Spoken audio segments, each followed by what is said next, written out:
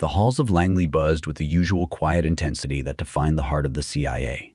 Agents moved briskly through the sterile corridors, their faces set in expressions of determination, each carrying the weight of secrets that could topple governments or save lives. Amid this sea of purpose, Agent Michael Hawthorne sat in his dimly lit office, a room that seemed more like a bunker than a workspace, surrounded by stacks of declassified files and redacted documents. Hawthorne was a man who lived for the shadows, a seasoned analyst. His sharp mind had unraveled countless conspiracies, but the work had aged him beyond his years. His once dark hair was now peppered with gray, and deep lines etched his face, the physical toll of a career spent deciphering the world's darkest secrets. He rubbed his temples, attempting to ward off the growing headache that had become his constant companion. His latest assignment, a seemingly routine review of declassified files, was proving to be more tedious than he had anticipated. Most of the documents were dull, their contents long past relevance, mere relics of the Cold War era. But it was work that had to be done, ensuring nothing of importance was inadvertently revealed. He was about to call it a day when his eyes fell upon a file that hadn't been on his original list. It was tucked between two other folders, its cover a faded manila, marked with an unfamiliar code, Project Hades. The name sent a shiver down his spine, an instinctual reaction he couldn't quite place. Curiosity piqued. Hawthorne flipped open the file. The first few pages were standard fare. Project dates, names of the involved personnel, and the usual bureaucratic language. But as he read further, the content took a darker turn. The file detailed a series of psychological experiments conducted by the CIA during the 1960s, aimed at probing the depths of the human mind and, disturbingly, beyond. The more he read, the more he felt an uneasy tension building within him. The experiments had been conducted under the guise of national security, a common justification during the Cold War. But these were no ordinary tests of endurance or loyalty. They involved extreme sensory deprivation, induced psychosis, and attempts to communicate with entities that the reports only vaguely referred to as the others. Hawthorne frowned, flipping through the pages more rapidly now. The file was incomplete, with large sections heavily redacted. Yet what was left untouched was enough to paint a horrifying picture. Test subjects, volunteers and prisoners alike, had been exposed to conditions designed to strip away their sense of reality. The goal, according to the notes, was to break down the barriers between the human mind and a realm of consciousness that defied the laws of physics. As he reached the final page of the unredacted section, Hawthorne's heart skipped a beat. The name of one of the supervising agents was Robert Hawthorne. His hands trembled slightly as he closed the file. His father had died when he was just a child, leaving behind a legacy of silence and unanswered questions. Michael had followed in his father's footsteps, joining the CIA in part to understand the man who'd been a distant, enigmatic figure in his life. But Robert Hawthorne had never spoken of his work, and Michael had never found any records to explain his father's mysterious death during a mission. Now, holding this file, he felt as though he had stumbled upon something that should have remained buried. And the clock on his desk ticked loudly, marking the passing minutes. As Michael stared at the closed file, he knew he should report this discovery, but a voice inside urged him to dig deeper. There was something about Project Hades that didn't sit right, something that resonated with the stories of his father's last days. Stories that were more whispers than facts. And with a deep breath, he reopened the file, determined to uncover the truth about his father's involvement and what really happened during Project Hades. And the fluorescent lights above flickered as Michael Hawthorne peered over the pages of the Project Hades file. The further he read, the more the past seemed to bleed into the present, drawing him into a world of nightmares that defied logic and reason. The year was 1963, and the Cold War was at its peak. Paranoia ran deep within the intelligence community, with both the United States and the Soviet Union locked in a deadly race for technological and psychological supremacy. Amid this climate of fear and suspicion, the CIA authorized the creation of a top-secret project aimed at exploring the limits of the human mind, Project Hades. Dr. Henry Whitlock was the mastermind behind the project, a name that was already familiar to Hawthorne. Whitlock was a legend within the CIA, known for his brilliance and unorthodox methods. A psychologist by training, he'd been recruited by the agency for his pioneering work in mind control and behavioral manipulation. But as Hawthorne read the reports, it became clear that Project Hades was unlike anything Whitlock had attempted before. The experiments began innocuously enough, with standard tests of mental endurance and suggestion. But as the months passed, Whitlock's ambitions grew darker. He became obsessed with the idea that the human mind could be a gateway to another reality, a dimension where the laws of physics no longer applied. According to the notes, Whitlock believed that this other dimension was inhabited by entities, beings of pure consciousness that could be harnessed for their knowledge and power. The test subjects were subjected to grueling sessions of sensory deprivation, isolated in soundproof chambers for days on end, their senses bombarded with a disorienting mix of light and sound. The goal was to break down their perception of reality, to push their minds to the brink of madness and beyond. What Whitlock hadn't anticipated, or perhaps he had, was the effect this would have on the human psyche. The subjects began reporting strange visions, seeing shadowy figures in the corners of their eyes, hearing voices that whispered secrets in languages they didn't understand. Some described the presence of an overwhelming malevolent force, something that watched them from the darkness. Hawthorne's breath caught as he read a passage from one of the test subjects, a young man identified only as Subject 6. The man's words were scrawled in a shaky hand, the writing barely legible. They are here. I can see them, feel them. They're waiting, watching. They whisper to me in the dark. They want something. No, they need something from us. We're just toys to them, pieces in a game we don't understand. They're using us to open the door. We have to stop it before it's too late. Notes indicated that Subject 6 had been found dead in his cell. The next morning, the cause of death listed as self-inflicted wounds. But the description of the injuries didn't match the typical patterns of self-harm. It was as though the man had been torn apart from the inside out. Hawthorne leaned back in his chair, rubbing his eyes. The implications of what he was reading were horrifying. Project Hades had crossed ethical lines long before it had begun to unravel. But the most disturbing part was that his father had been involved. Robert Hawthorne's name appeared repeatedly in the files, mentioned as one of the lead agents assigned to monitor the progress of the experiments. But what was his father's role? Had he been a willing participant in this madness, or was he as much a victim as the test subjects? Determined to find answers, Michael dug deeper into the file. He needed to know more about his father's involvement, and more importantly, what had ultimately happened to Project Hades. The answers, he feared, would not be easily found or easily forgotten. As the days passed, Michael Hawthorne found himself increasingly consumed by the mystery of Project Hades. The file had opened a door not just into the past, but into something far more sinister. He couldn't shake the feeling that he was being drawn into the same darkness that had claimed the lives of those who had come before him. The first sign that something was wrong came late one night as he worked alone in his office. The building was nearly empty, the silence broken only by the occasional hum of the air conditioning. Hawthorne had stayed late, combing through the file for any clues about his father's fate. He was deep in thought when he felt it, a presence cold and oppressive, as though someone were standing just behind him. He froze, his heart pounding in his chest. Slowly, he turned his head, but the office was empty. The door was closed, the lights dimmed, yet the feeling didn't go away. He shook his head, trying to dismiss it as a product of his tired mind. But the sensation lingered, gnawing at the edges of his consciousness. It wasn't just the feeling of being watched. It was something deeper, something that reached into his very soul. As he tried to refocus on the documents, his computer screen flickered. The light in the room seemed to dim further, casting long shadows across the walls. The shadows twisted and warped, taking on shapes that his rational mind couldn't quite comprehend. And then, just for a moment, he heard it. A whisper, faint and indistinct, as though it were coming from the far end of a long tunnel. The words were unintelligible, but the tone was unmistakable. It was the same voice that had been described in the Project Hades files. He shot up from his chair, knocking over a stack of papers. The room was suddenly quiet again. The shadows returned to their normal shapes. But the whisper had left a lingering echo in his mind, a reminder that whatever had happened in the past was not entirely confined to the past. Hawthorne's thoughts raced. He couldn't ignore what was happening, but he also couldn't go to his superiors with a story of strange shadows and ghostly whispers. He needed proof, something concrete that he could bring forward without sounding like he was losing his grip on reality. He decided to revisit the archive, hoping to find additional files on Project Hades that might shed more light on the situation. But deep down, he knew that what he was experiencing wasn't just something that could be explained by dusty old documents. There was a force at work here, something that had been unleashed long ago and had been waiting, patient and hungry. Over the next few days, the occurrences became more frequent.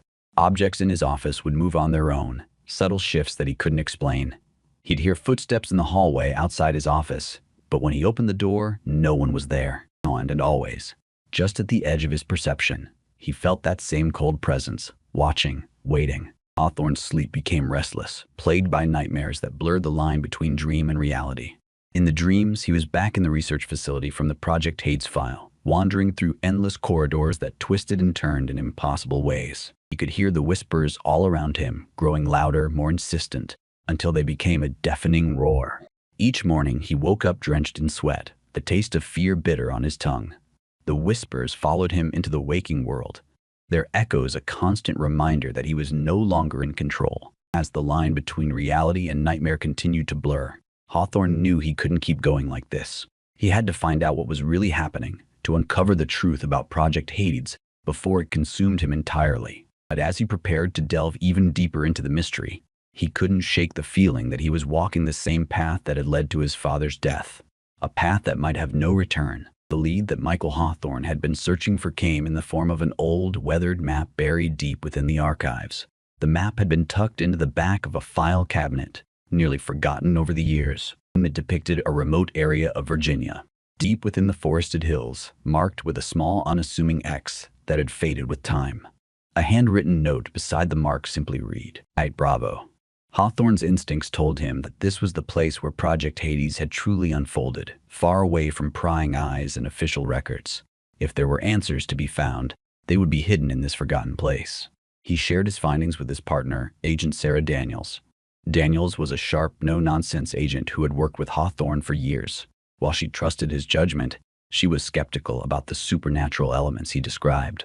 To her, it sounded like the stress of the job was getting to him.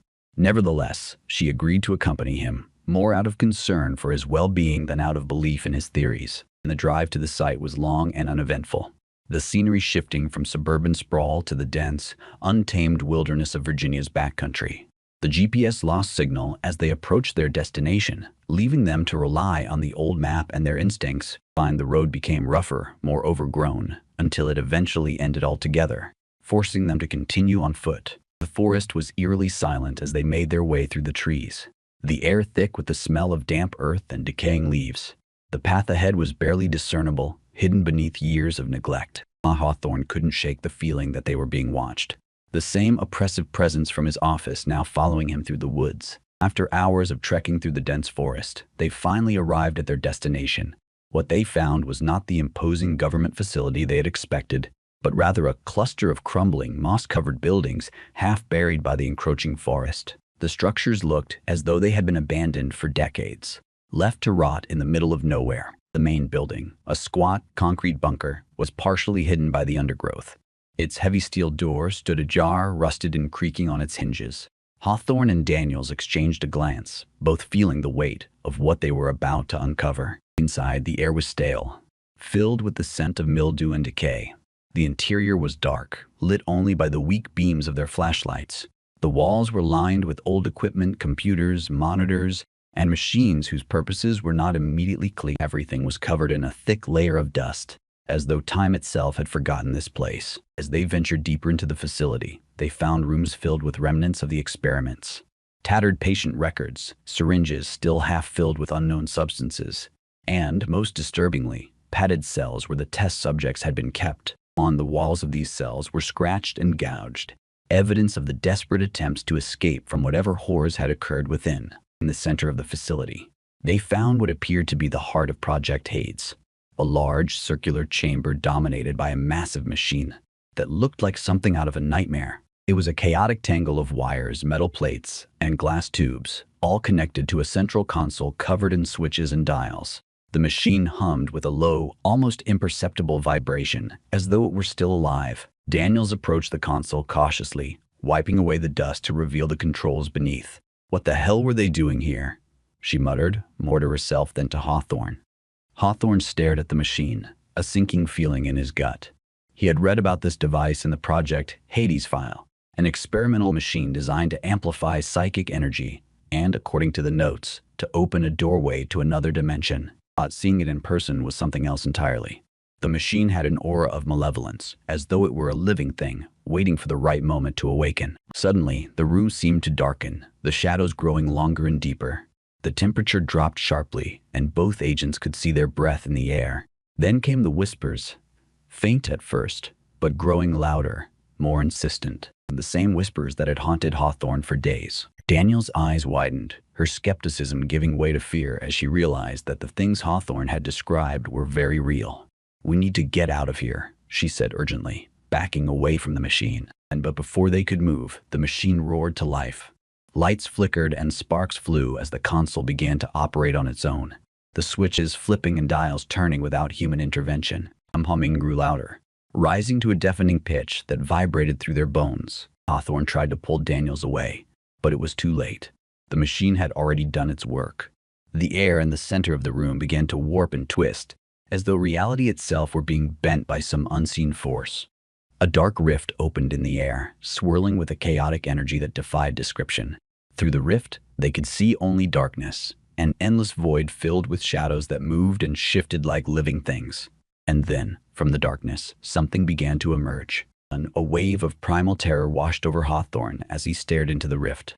The thing that emerged from the darkness was not something that could be easily described in human terms. It was a presence, an entity that defied logic and reason. It was as though the very essence of fear had taken on a form, a being of shadows and whispers that seemed to feed on the terror of those who gazed upon it. The air grew colder still, the temperature plummeting to the point where frost began to form on the walls and floor. The shadows in the room grew darker, deeper, until they seemed to merge with the entity itself, creating a swirling vortex of blackness that sucked the light out of the room. Daniels was frozen in place, her eyes wide with horror as the thing moved toward her. Hawthorne grabbed her arm, snapping her out of her trance. "Run," he shouted, pulling her away from the machine. They fled down the darkened corridors, the sound of their footsteps echoing in the cold, dead air. But no matter how fast they ran, the oppressive presence followed them, growing stronger with each passing moment. The whispers filled their minds, drowning out all rational thought, a cacophony of voices that spoke of madness and despair. As they rounded a corner, Hawthorne skidded to a halt, nearly causing Daniels to crash into him. Ahead of them, the hallway seemed to stretch on endlessly, twisting and turning in ways that defied the laws of physics. Walls themselves seemed to pulse and breathe, as though the building were alive. "We're not going to make it out of here," Daniels gasped, panic evident in her voice. Hawthorne knew she was right. They were no longer in the same world they had entered. The rift had transported them to a place where reality was malleable, where the rules of time and space no longer applied. They were in the heart of the other dimension, the place that Project Hades had opened. But even as despair threatened to overwhelm him, Hawthorne forced himself to focus. They had to find a way to close the rift, to stop the entity from crossing over into their world. The machine had been designed to open the door, which meant there had to be a way to close it. "In this way," he shouted, pulling Daniels toward a side door. It led to a stairwell that spiraled downward, deeper into the facility.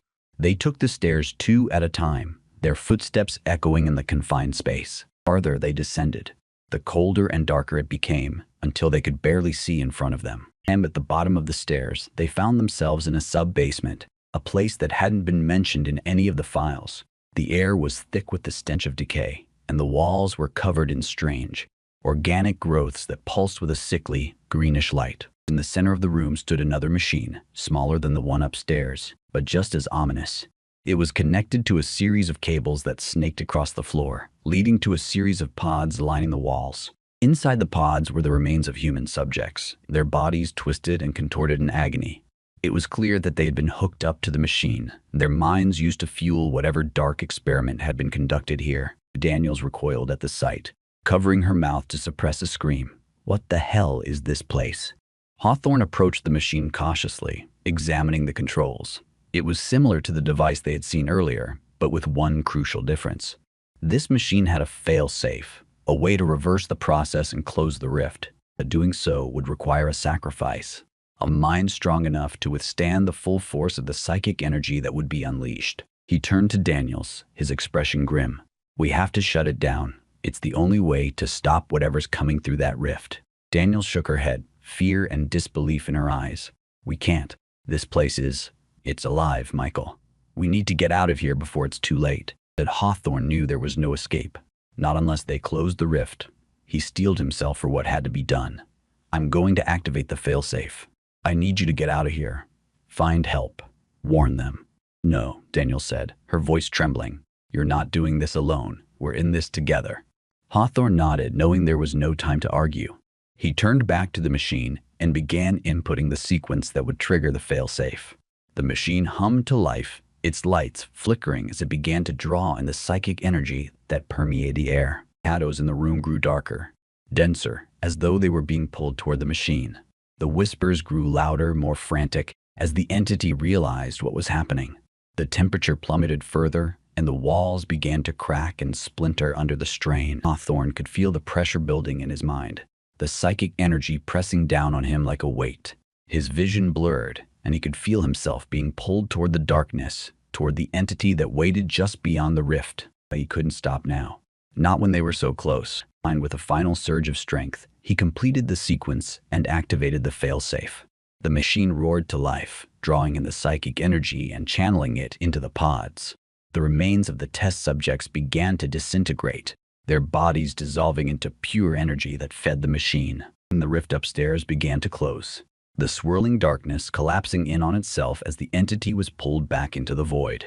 The whispers became screams, a cacophony of rage and despair as the entity fought against the closing door. And then, with a final burst of light, the rift sealed shut. The machine powered down, its lights flickering off one by one. The air in the room grew still, the oppressive presence lifting as the entity was banished back to its own realm. Hawthorne collapsed to the floor, his mind reeling from the strain. He could feel the darkness receding, but it had left its mark on him. The whispers were gone, but the memory of them lingered, a reminder of the horror they had just escaped. Daniels rushed to his side, helping him to his feet. We did it, she said, her voice shaky with relief. We stopped it. Hawthorne nodded weakly, his body trembling from the ordeal. But even as he took a deep breath, he couldn't shake the feeling that this was far from over. Project Hades had been stopped, but the darkness it had unleashed was still out there, waiting for another chance to break through. It needed to get out of the facility, to warn the world about what had happened here. But as they made their way back up the stairs, Hawthorne couldn't help but feel a lingering dread, a sense that they had only just begun to uncover the true horrors of Project Hades. The journey back through the facility was a surreal experience. The walls, once seemingly alive with malevolent energy, were now cold and lifeless, as if the building itself had been drained of whatever dark force had animated it. The oppressive presence that had dogged them since they entered was gone, leaving behind a heavy silence that was almost worse in its finality. Hawthorne and Daniels moved cautiously, their flashlights cutting through the darkness as they retraced their steps to the upper levels. The echoes of their footsteps were the only sounds, their breath still ragged from the ordeal. The building felt like a tomb, and in many ways it was. Buried deep within it were the secrets of Project Hades, secrets that would have been better left forgotten. And they reached the chamber where the rift had been opened. They found the machine silent and still. The air was still cold, but it lacked the biting chill of the other dimension. The rift was gone, and with it, the entity that had nearly crossed over into their world. Daniels moved to the console, examining the aftermath. It looks like we managed to close it, she said, her voice carrying a note of cautious optimism. Hawthorne nodded, but he couldn't share in her relief. Something about the whole situation didn't sit right with him. The machine was off. The rift was closed, but the lingering sense of dread remained. Hence, it was as if they had only dealt with the symptoms of a far greater sickness. He turned his attention to the walls of the chamber, where the flickering lights had now stabilized. As he scanned the room, his eyes caught on something he hadn't noticed before. A door, partially hidden behind a stack of old equipment. It was smaller than the other doors in the facility, almost as if it had been deliberately concealed. Without a word, Hawthorne walked over to the door, his hand hesitating for a moment before he grasped the handle and pulled it open.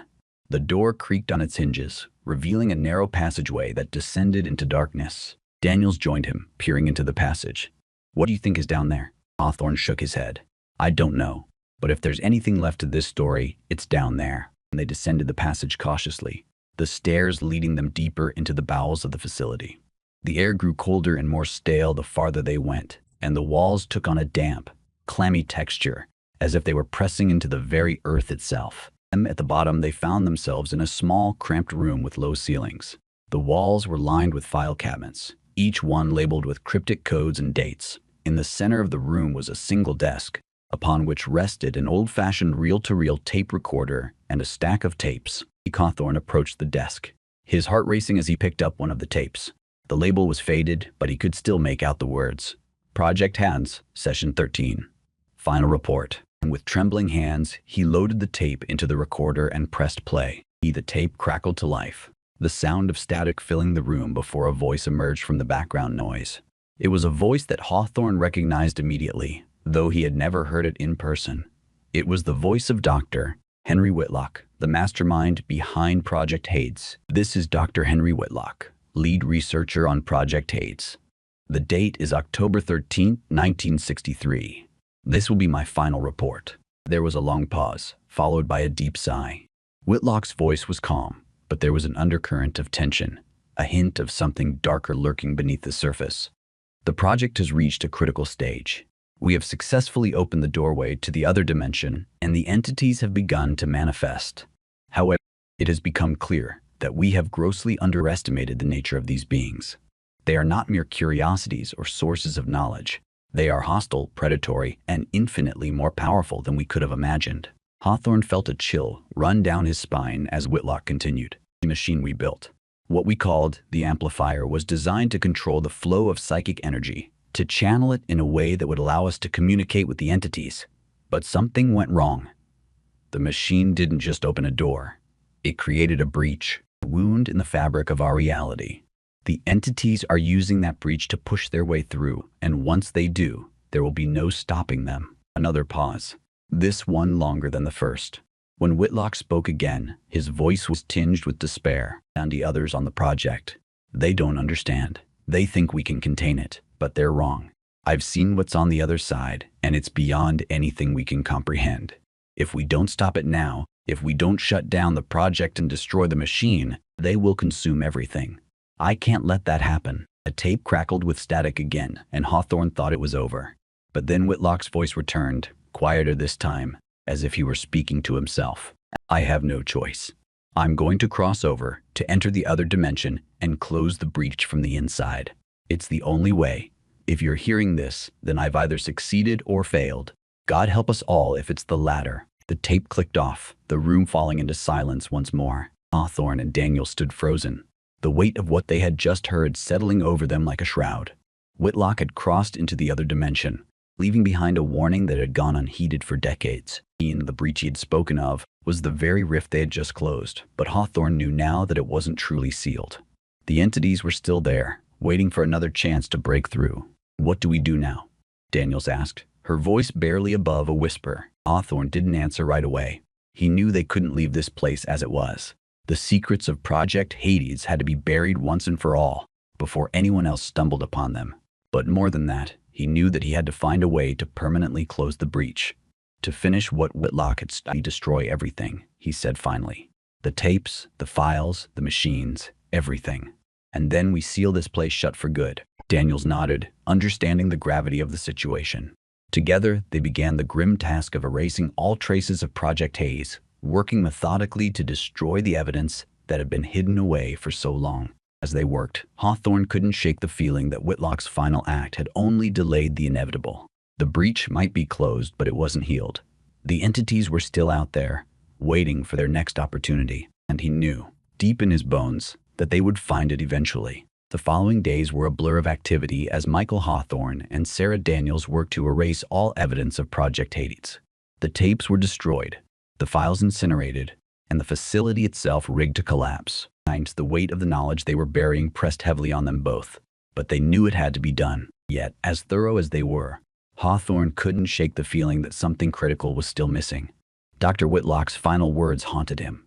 The idea that the breach was still out there, a wound in the fabric of reality waiting to be torn open again. On the final day, as they prepared to leave the facility for good, Hawthorne lingered in the central chamber, staring at the machine that had been the epicenter of so much horror. It was silent now, powerless and inert, yet it still held a sinister aura, as though it were waiting for the right moment to spring back to life. Daniels approached him, her expression concerned. Michael, it's time to go. We've done all we can. Hawthorne nodded slowly, but something deep inside him resisted. He knew they were walking away from a problem that hadn't been fully solved. The rift may have been closed, But the breach Whitlock spoke of still existed. As long as it remained, there was a chance the entities could return. "I'm not sure this is enough," Hawthorne said, his voice low. "What if it happens again? What if someone else stumbles on this place and tries to reopen the rift?" Daniels frowned, sensing the turmoil in her partner. "We've done everything we can to make sure that doesn't happen. We're going to collapse the facility, bury it under tons of earth and rubble. No one will ever find it again." Hawthorne looked at her, his eyes filled with a grim resolve. "But what if it's not enough? What if the breach is still out there, waiting for another opportunity?" Daniels hesitated, sensing the direction of his thoughts. "What are you saying, Michael?" Hawthorne turned back to the machine, his mind racing. Whitlock crossed over to the other side to close the breach from within. He knew it wasn't something that could be fixed from this side. If we really want to make sure this never happens again, someone has to finish what he started. Daniel's eyes widened in shock. "You're not seriously thinking about—" "I have to," Hawthorne interrupted, his voice resolute. "It's the only way. If I can find the breach and seal it, we can stop this once and for all." "Michael, that's insane." Daniels protested, grabbing his arm. "We barely made it out alive the first time. You don't even know if you can get back once you're over there. What if you're trapped, like Whitlock?" Hawthorne met her gaze, his expression pained but determined. "I know the risks, Sarah, but I can't just walk away from this knowing there's still a chance those things could come back. This is my responsibility. My father, he was part of this. And now it's up to me to finish it." Daniel's grip tightened, her eyes pleading. "There has to be another way. We can find it together. But if you go in there alone—" Hawthorne placed a hand on her shoulder, his touch reassuring. "I have to do this, Sarah. I'm the only one who can." Tears welled up in Daniel's eyes as she realized there was no changing his mind. "I won't let you do this alone," she whispered. "If you're going, I'm going with you." Hawthorne shook his head. "No. I need you to stay here, to make sure the facility is destroyed after I'm gone. If I don't come back, you'll be the only one who knows the truth." Daniel's voice broke as she tried to hold back her tears. "Michael, please." On 2 years, but Hawthorne had already turned back to the machine, his hands moving over the controls with practiced precision. He could feel the energy building, the air around him growing colder as the machine reactivated. The lights flickered on, casting eerie shadows across the walls as the hum of power filled the room. The rift began to form again, a swirling vortex of darkness that seemed to suck the light out of the room. Hawthorne steeled himself, focusing on the task ahead. He knew there was no turning back now. As the rift widened, Hawthorne took a deep breath and stepped forward, his heart pounding in his chest. The darkness enveloped him, swallowing him whole as he crossed the threshold into the other dimension. Crossing into the other dimension was like plunging into icy water.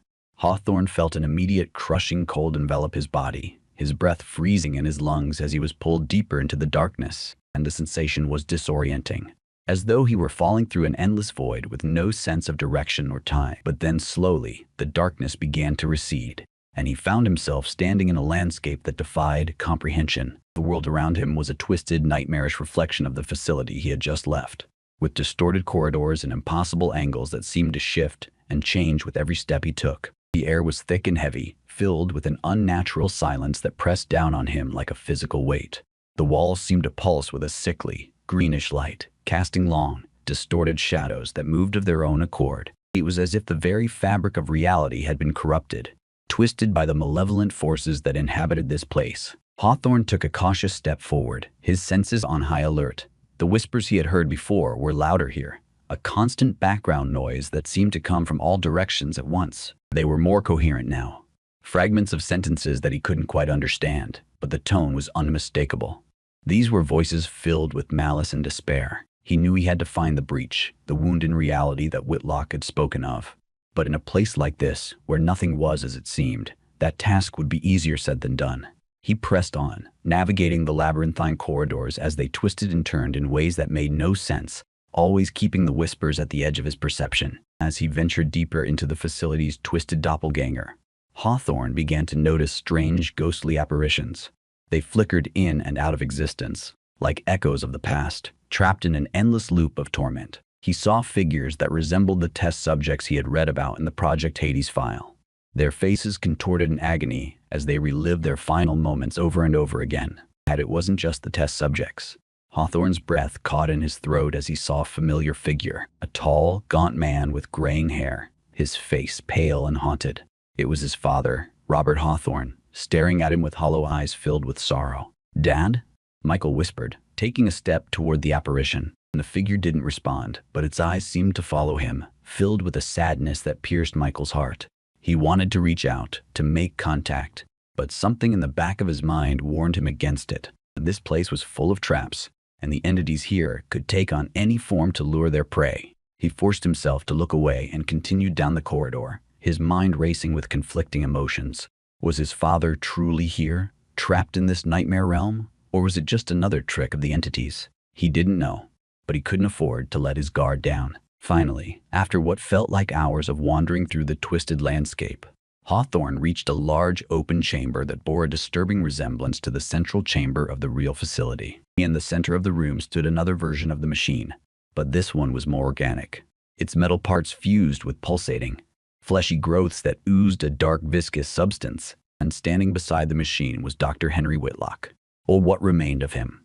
Whitlock's body was a grotesque fusion of human and something else, his flesh twisted and deformed by the energies of the other dimension.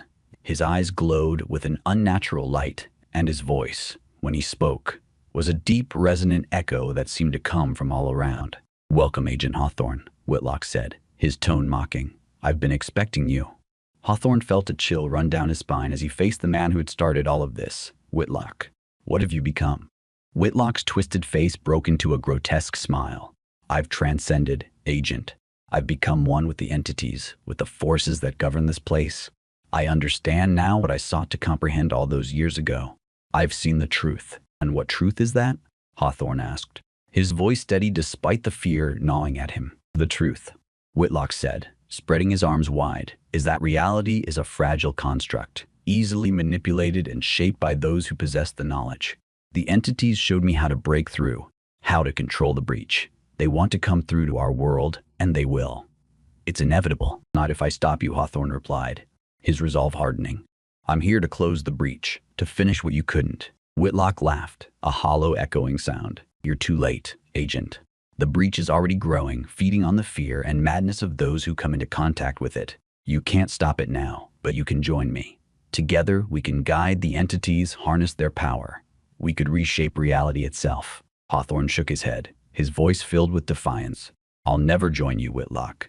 I came here to stop you, and that's exactly what I'm going to do." Whitlock's smile faded, replaced by a look of cold anger. "Then you will die here, like all the others." And with a wave of his hand, the shadows in the room came to life, swirling around Hawthorne as the whispers grew to a deafening roar. The entities were coming for him, their presence suffocating and overwhelming. But Hawthorne wasn't ready to give up. He had come too far, sacrificed too much to turn back now. He steeled himself, focusing on the one thing that could still save him, the machine. If he could reach it, maybe he could reverse the process, close the breach from within just as Whitlock had intended. Summoning all his strength, Hawthorne broke into a sprint, dodging the shadowy tendrils that lashed out at him. The room seemed to stretch and warp as he ran, the machine growing farther away with each step. But he pushed on, determined to reach it. Whitlock's voice echoed through the chamber, filled with rage. "You can't stop it. You're too late." Hawthorne ignored him, his focus narrowing to the machine. He could feel the psychic energy building, a pressure in the air that threatened to crush him, but he pressed forward. Finally reaching the console, his fingers flew over the controls, inputting the sequence he had memorized from the files. The machine hummed to life, the lights flickering as it began to draw in the energy that permeated the other dimension. The shadows recoiled, their movements growing frantic as they sensed the change. Whitlock's form shifted, his body contorting as he screamed in rage. "You fool! You'll destroy us all." "That's the idea," Hawthorne muttered under his breath as he activated the final command. The machine roared, a blinding light filling the chamber as it pulled in the energy, drawing it into a vortex that began to collapse in on itself.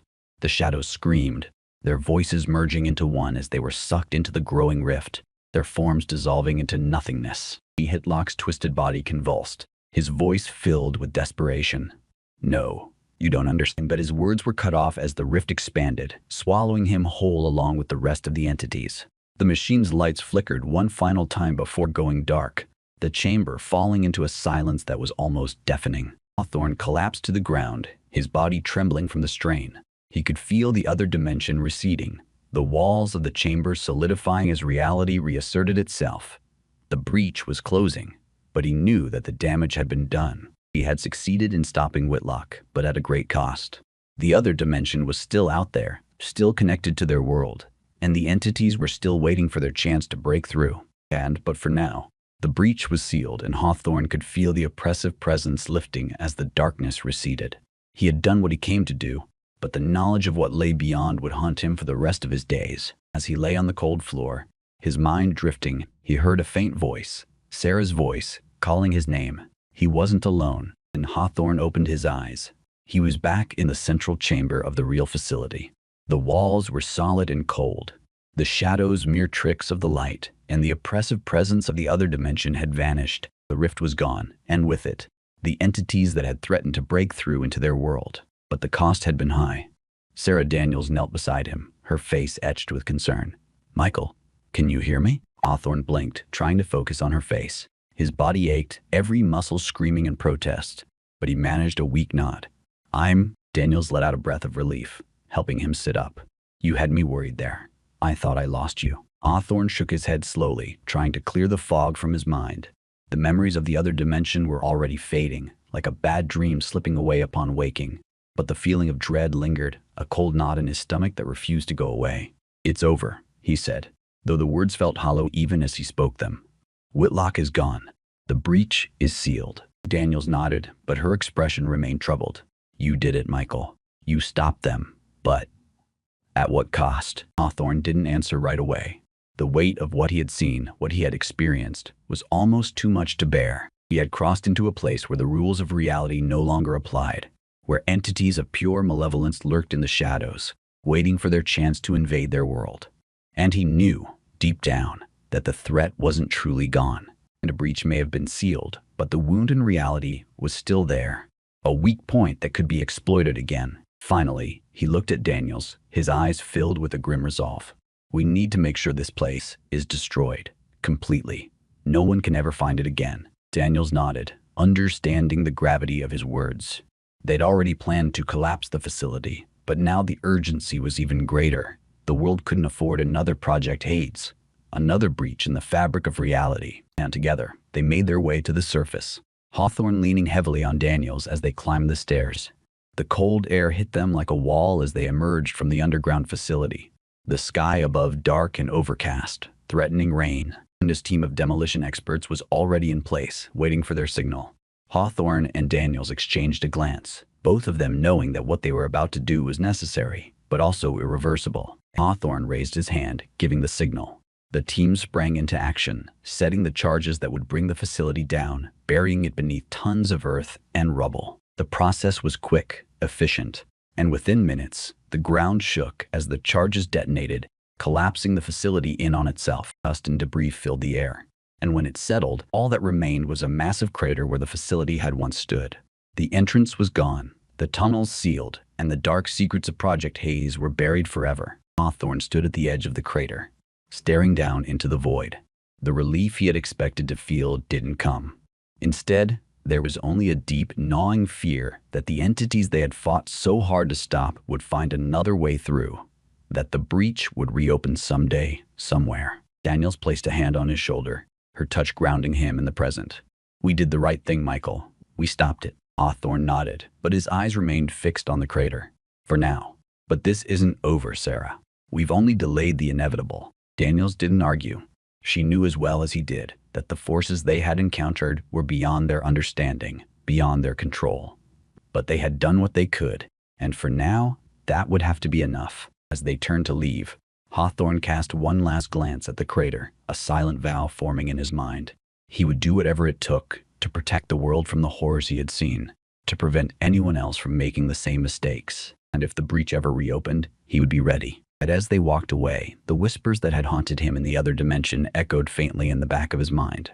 A chilling reminder that the entities were still out there, waiting, and they would wait as long as it took. As the drive back to Langley was filled with an uneasy silence. Michael Hawthorne and Sarah Daniels sat side by side in the SUV, the events of the past few days weighing heavily on their minds. The trees whipped past the windows, but neither agent paid any attention to the passing scenery. They were both lost in their thoughts, each grappling with the horrors they had witnessed. Hawthorne's mind was a chaotic whirl of images and sounds, memories of the other dimensions seeping into his consciousness like a slow-acting poison. The faces of the entities, the sight of his father's ghostly apparition, and the final confrontation with Dr. Matlock played over and over in his mind. He could still feel the cold of that place, the oppressive weight of the darkness that had surrounded him. Daniels finally broke the silence, her voice soft but firm. "What are we going to tell them?" Hawthorne didn't answer immediately. He'd been grappling with that question himself. The truth of what they had experienced was so far beyond the realm of normal that he doubted anyone at the CIA would believe them. And even if they did, the implications were terrifying. "Let me tell them what they need to know," Hawthorne said at last, his voice hoarse. "That Project Hades was a mistake, that it opened a door to something we couldn't control. We tell them we destroyed the facility and buried everything related to the project. Beyond that, I'm not sure." Daniels nodded, understanding the delicate line they would have to walk. The official story would have to be carefully crafted, leaving out the more fantastical elements while still conveying the gravity of what had happened. But the full truth about the entities, the other dimension, and the breach was something they would have to keep to themselves. As they neared Langley, the imposing structure of CIA headquarters came into view, a stark reminder of the world they were returning to. The building was a fortress of secrets, a place where the most dangerous knowledge was kept under lock and key. But now Hawthorne knew that even the most secure facility couldn't protect against the kind of threats they had faced. The moment they arrived, they were met by a team of senior officials, their faces grave as they ushered Hawthorne and Daniels into a secure briefing room. The debriefing was intense, with questions fired at them from every angle. The officials wanted to know everything: what they had found, how they had destroyed the facility, and what, if any, threat remained. Hawthorne and Daniels stuck to their agreed-upon story, carefully omitting any mention of the entities or the other dimension. They described the facility as a dangerous experiment gone wrong, a relic of the Cold War that had been buried for a reason. They spoke of the machine, its destructive power, and the need to ensure that no one ever tried to replicate Project Hades. The officials listened intently, their expressions unreadable. When the debriefing finally ended, Hawthorne felt as though a great weight had been lifted from his shoulders. But he knew that the real burden, the knowledge of what they had faced, would remain with him forever. As they left the briefing room, one of the senior officials, Director Harrison, pulled Hawthorne aside. Harrison was an older man with graying hair and a stern, no-nonsense demeanor. He had been a mentor to Hawthorne in the early years of his career, and his presence now was both reassuring and unsettling. "Hawthorne," Harrison said quietly, "I've been in this business a long time. I know when someone's holding back." Hawthorne met the director's gaze, trying to gauge how much he knew or suspected. "We told you everything that was relevant to the operation, sir." Harrison studied him for a long moment before nodding. "I believe you did. But there are always things that don't make it into the official report. I just want you to know that if there's anything else, anything you think I should know, my door is always open." Hawthorne felt a pang of guilt, but he kept his expression neutral. "Thank you, sir. I'll keep that in mind." Harrison nodded again, then clapped Hawthorne on the shoulder. "You did good work out there, Michael. Sometimes making sure the past stays buried is the most important job we have." With that, the director turned and walked away, leaving Hawthorne standing alone in the hallway. The words echoed in his mind, "making sure the past stays buried." It was a sentiment he understood all too well, but he also knew that some things couldn't be buried forever. As he rejoined Daniels, she gave him a questioning look. "What was that about?" Hawthorne shook his head. "Just Harrison being Harrison. Let's get out of here." They left the building in silence, both of them eager to put the events of the past few days behind them. But as they walked through the parking lot, Hawthorne couldn't shake the feeling that they were being watched. He glanced over his shoulder, but the lot was empty, the shadows long in the fading light. It was only when they were back in the car, heading away from Langley, that Hawthorne allowed himself to relax slightly. But the feeling of being watched lingered, a reminder that the entities they had faced might not be entirely gone. After 11, in the weeks that followed, Hawthorne tried to return to a semblance of normalcy. He threw himself into his work, taking on new assignments and burying himself in paperwork. The world continued to turn. Crises arose and were dealt with, and the memory of Project Hades slowly faded into the background. But the events of the past still haunted him. The nightmares were the worst, dark, twisted dreams in which he was back in the other dimension, surrounded by the entities, their whispers growing louder and more insistent. He would wake up in a cold sweat, the feeling of their presence lingering long after the dream had ended. Daniels fared little better. She was quieter than usual, more withdrawn, and there were dark circles under her eyes that hadn't been there before. They didn't talk about what had happened, both of them seemingly content to leave it buried, but the silence between them was heavy with unspoken fears and doubts. As Hawthorne was reviewing a new batch of declassified files, his phone buzzed with an incoming call. He glanced at the screen and saw that it was Daniels. He hadn't heard from her in a few days, and the call was unexpected. "Hey, Sarah," he answered, leaning back in his chair. "What's up?" There was a pause on the other end, and when Daniels spoke, her voice was strained. "Michael, something's not right." Hawthorne sat up, his instincts immediately on high alert. "What do you mean?" "I've been seeing things," Daniels said, her voice shaky. "Shadows, whispers, it's like they're still here. I thought it was just stress, after everything we went through. But it's getting worse." A chill ran down Hawthorne's spine. He had been experiencing similar things, fleeting glimpses of shadows out of the corner of his eye, whispers that seemed to come from nowhere. But he had dismissed them as the aftereffects of the trauma they had endured. "Where are you?" Hawthorne asked, already grabbing his jacket. "I'm at home," Daniels replied. "But I don't think I should stay here. I feel like something's coming for me." "I'm on my way," Hawthorne said, already heading for the door. "Don't go anywhere until I get there." The drive to Daniels' apartment was a blur, his mind racing with 100 different possibilities. Had the entities somehow followed them back? Was the breach not as sealed as they had thought? Or was it something else entirely? Something they hadn't even considered. When he arrived at her building, he found Daniels waiting outside, her expression tense and pale. She looked as though she hadn't slept in days, her eyes haunted by something only she could see. "Michael, I'm scared," she admitted as he approached. "I thought we were done with this, but it's like they're still with us." John placed a reassuring hand on her shoulder, though his own fear was growing by the minute. "We'll figure this out, Sarah. We've faced them before, and we can do it again." Daniels nodded, though her eyes remained filled with doubt. "I've been having these dreams. They're different from the nightmares. It's like they're trying to tell me something, show me something." "What kind of dreams?" Hawthorne asked. His curiosity piqued. Daniels hesitated, her voice barely above a whisper. "It's the facility, Michael, but it's not the one we destroyed. It's older, deeper. There's something down there, something we missed." Hawthorne felt his heart skip a beat. The idea that there could be more, another facility, another breach, was almost too much to bear. But the look in Daniel's eyes told him that she believed it, and that was enough to make him take it seriously. "We need to go back," Daniel said, her voice firmer now. "I know it sounds crazy, but I think we missed something important. Something that could explain why this is still happening." Hawthorne wanted to argue, to tell her that they had already done everything they could. But deep down, he knew she was right. They hadn't truly solved the problem. They had only delayed it. And now it was catching up to them. "All right," he said, his voice steady. "We'll go back. But this time, we'll be ready."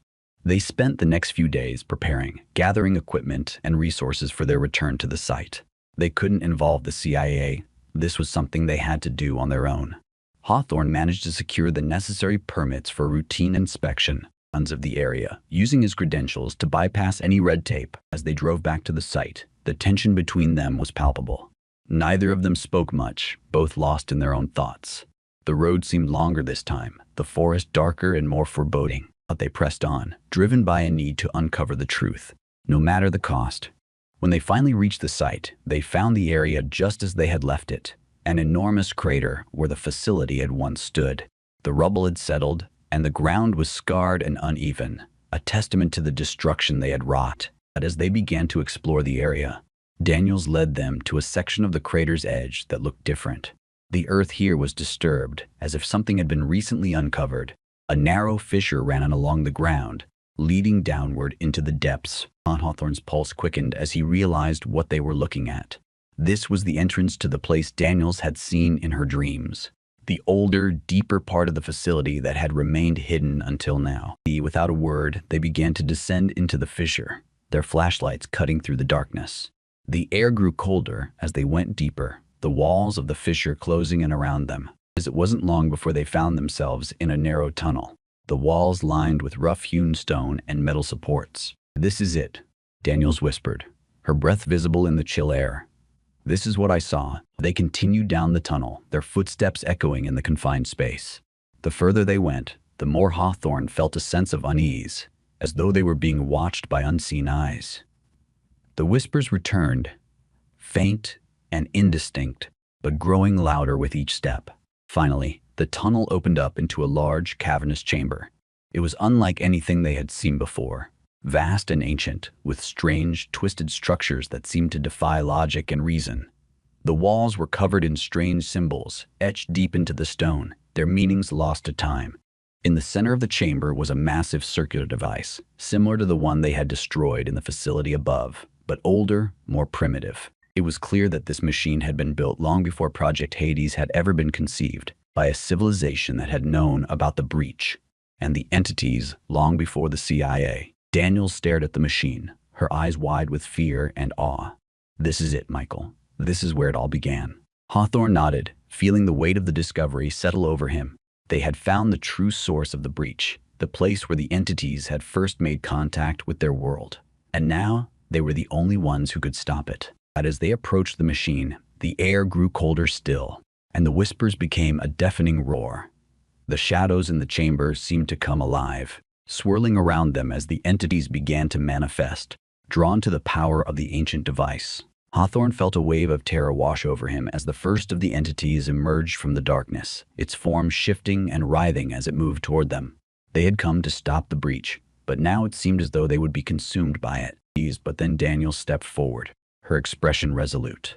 "We have to destroy it, Michael. It's the only way." Hawthorne nodded, his fear replaced by a grim determination. They had come this far, and they couldn't turn back now. Together, they would finish what had been started centuries ago, and finally close the breach for good. But as they prepared to act, the entities began to converge, their whispers growing louder, more insistent. It was as though they knew what Hawthorne and Daniels were planning, and they were determined to stop them. Hawthorne's mind raced as he tried to think of a way to destroy the machine. It was ancient, but it still seemed to be functional, its mechanisms humming with a low, ominous energy. If they could overload it or find a way to disable its core, they might be able to cause it to collapse in on itself, taking the entities with it. Daniels began examining the machine, her hands moving quickly over the controls. "There has to be a way to shut it down," she muttered, her voice tense. "Something that can cut off the power source." Hawthorne joined her, his eyes scanning the strange, alien mechanisms that made up the machine. It was unlike anything he had ever seen, a combination of advanced technology and ancient, almost ritualistic design, and the symbols carved into the stone seemed to pulse with a faint light, as if they were alive. As they worked, the entities grew closer, their forms becoming more solid, more real. Hawthorne could feel their presence pressing down on him, a suffocating weight that made it hard to breathe. The whispers filled his mind, drowning out his thoughts, trying to force their way into his consciousness. He fought back, refusing to let them take hold. He focused on the task at hand, searching for a way to disable the machine. His eyes fell on a series of levers and switches near the base, and he realized that they controlled the machine's power output. "Sarah here," he called, pointing to the controls. "We need to overload it. If we can cause a feedback loop, it might be enough to destroy the whole thing." Daniels nodded, understanding immediately. Together, they began manipulating the controls, increasing the power output to dangerous levels. The machine began to hum louder, the vibrations growing stronger as the energy built up inside it. The entities weren't going to let them succeed without a fight. The air grew colder, the darkness closing in around them as the first of the creatures lunged at Hawthorne. He barely had time to react, ducking out of the way as its shadowy form passed through the space where he had been standing. "Keep going," he shouted to Daniels, grabbing a piece of metal from the floor and using it to fend off the entity. "We're almost there." Daniels worked feverishly, her hands moving over the controls with lightning speed. The machine's hum grew to a deafening roar, the floor shaking beneath them as the energy reached critical levels. Yet the entities were relentless, their attacks growing more desperate as they realized what was happening.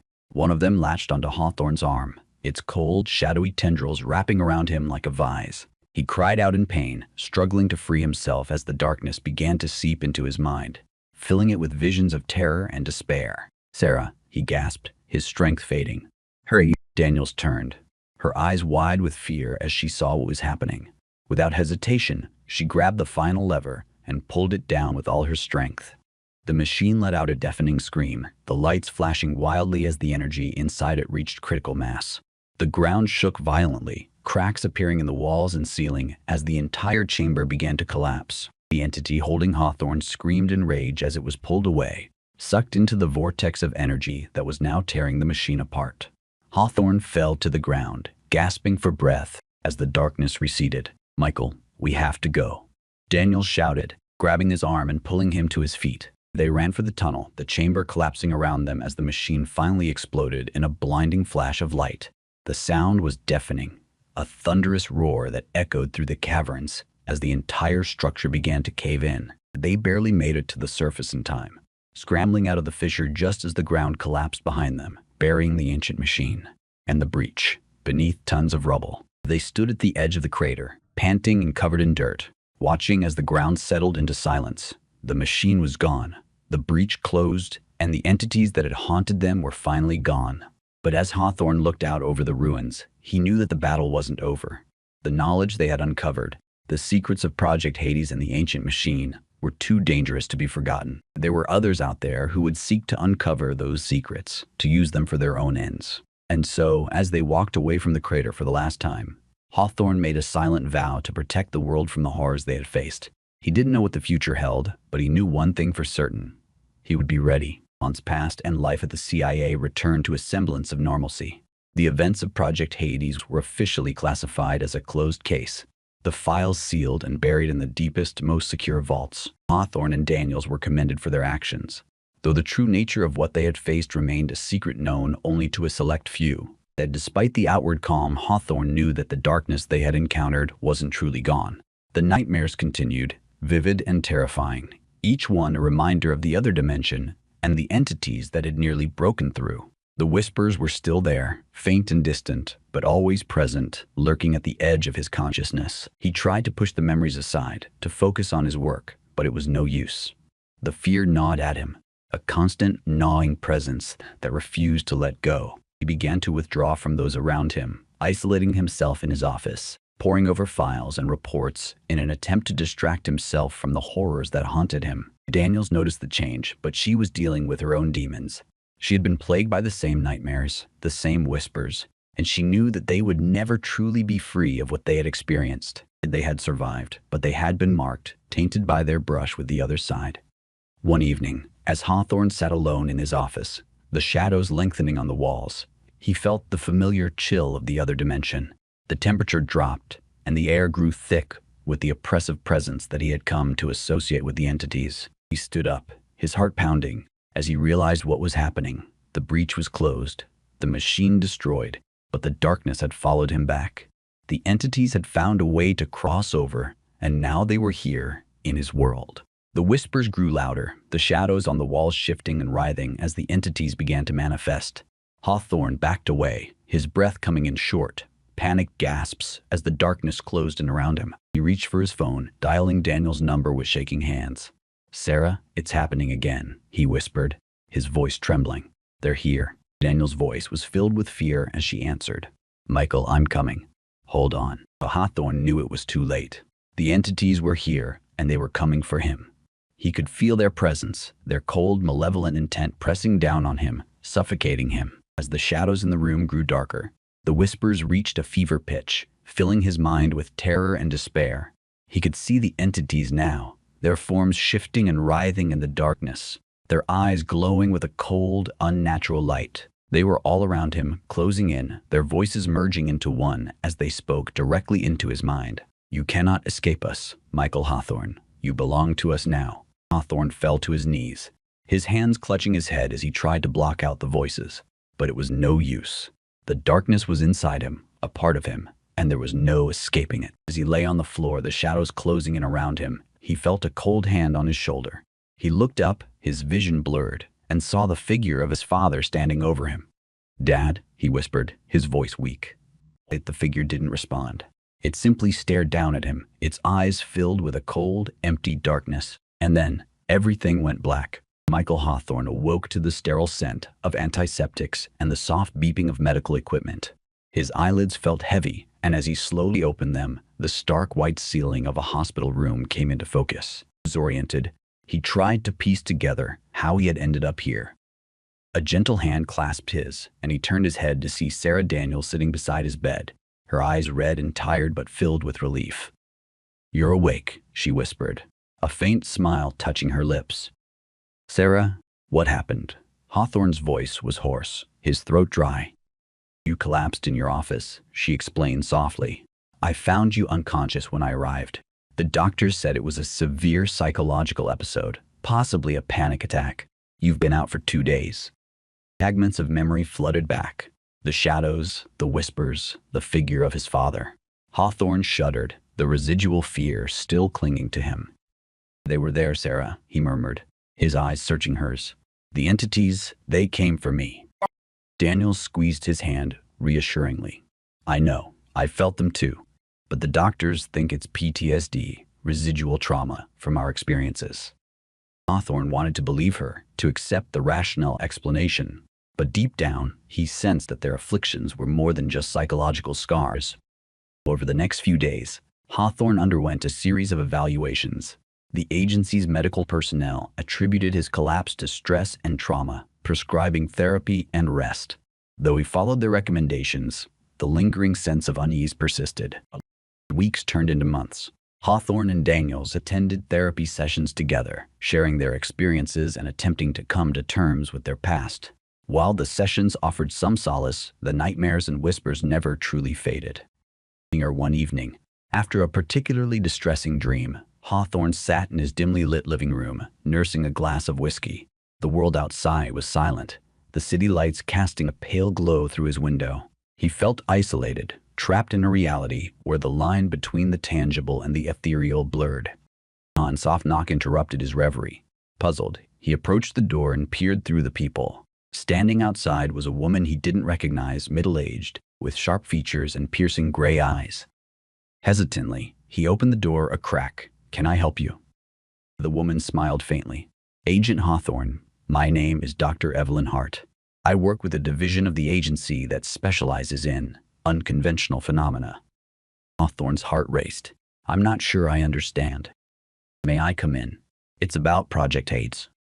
At the mention of the project, Hawthorne's defenses went up, but something in Dr. Hart's demeanor suggested she wasn't a threat. Reluctantly, he nodded, stepping aside to let her in. Once seated, Dr. Hart began. "First, let me assure you that everything discussed here is strictly confidential. Our division has been monitoring the aftermath of Project Hades, particularly its effects on those involved." Hawthorne raised an eyebrow. "Monitoring? How?" "Agent Daniels and yourself have exhibited signs of exposure to interdimensional entities. Your experiences aren't isolated. There have been incidents." A cold chill settled over Hawthorne. "What kind of incidents?" "Other operatives, civilians even, reporting similar visions, encounters with shadows, whispers in the dark. We've theorized that while the primary breach was sealed, residual gateways or echoes might remain." Hawthorne's mind raced. The possibility that the entities still had a foothold in their world was terrifying. Dr. Hart continued, "Our division is dedicated to identifying and closing these residual breaches. But to do so effectively, we need insights from those who faced the entities directly." "Why are you telling me this now?" "Because, Agent Hawthorne, your experiences make you uniquely qualified to assist us. With your help, we can prevent further incursions and perhaps understand the true nature of these entities." Hawthorne pondered her words. The thought of diving back into the abyss was daunting, but the alternative, allowing the entities free rein, was worse. "What about Sarah?" "Agent Daniels. She's been approached as well. She's considering it." Taking a deep breath, Hawthorne looked Dr. Hart in the eyes. "I'll help, but on one condition." "Name it." "Full transparency. No more secrets. If we're to combat this threat, we need to trust each other." Dr. Hart smiled. "Agreed." Months later, Hawthorne and Daniels found themselves as part of a specialized task force, Unit Echo, dedicated to investigating and neutralizing paranormal threats. Equipped with advanced technology and a deeper understanding of the entities, they embarked on missions that took them to the darkest corners of the world. Their journey was fraught with danger, confronting manifestations of the entities in various forms. Haunted sites, possessed artifacts, even individuals acting as unwitting conduits. Each mission brought them closer to understanding the entity's motives and the dimensions they hailed from. Through their endeavors, Hawthorne and Daniels discovered that the entities weren't inherently malevolent, but were drawn to human emotions, especially fear and despair, and addressing the root causes, be it traumatic events, places of suffering, or emotional turmoil. They could weaken the entity's hold on their world. Their most significant breakthrough came during an operation in an ancient monastery in the Himalayas. There, they encountered a monk who possessed knowledge about the veils between worlds. He taught them techniques to fortify their minds, creating mental barriers against the whispers and visions. Armed with this knowledge, Unit Echo became more effective, closing residual breaches and bringing peace to tormented souls. Acceptance. Years passed. Hawthorne and Daniels, once haunted by their past, found purpose in their mission. Their bond deepened, forged in the fires of adversity. Together, they trained new recruits, ensuring that the knowledge and techniques they'd acquired would live on. While the entities remained a constant presence, their influence waned. Humanity, with its resilience and capacity for understanding, proved to be a formidable opponent. One evening, atop a secluded hill overlooking the city, Hawthorne and Daniel sat side by side, watching the sun set. "Do you ever think about how it all began?" Daniels mused, her eyes reflecting the golden hues of the horizon. Hawthorne chuckled softly. "More often than I'd like. But if not for Project Hades, we wouldn't be here, doing what we do." She nodded, resting her head on his shoulder. "It's ironic, isn't it? From the depths of darkness, we found our purpose." He wrapped an arm around her, pulling her close. "And as long as we're here, the darkness doesn't stand a chance." The sun dipped below the horizon, stars emerging one by one. The whispers had long faded, replaced by a serene silence. Their journey had been arduous, filled with terror and uncertainty, but it led them to a place of understanding and acceptance. In the vast expanse of the universe, amidst countless dimensions and entities, humanity's light shone brightly, unwavering, and indomitable.